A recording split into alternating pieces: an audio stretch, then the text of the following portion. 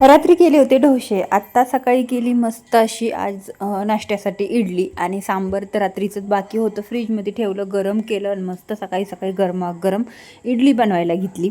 सकाळचा भाजीच पोळीचा तर डब्बा त्यांचा रेडी करून दिलेला होताच, पण मस्त अशी आमच्या नाश्त्यासाठी आम्हाला इडली खायची होती. त्यांना काही जास्त इडली वगैरे आवडत नाही, पण आमच्या तिघां मायलेकरांना खूप आवडते, मुलांना आणि मला.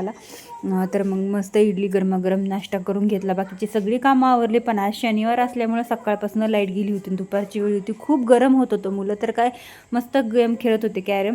त्यानंतर 5 वाजेपर्यंत लाईट काय आली नाही, पण पाऊस मात्र खूप मस्त आला, वातावरण खूप छान झालं होतं.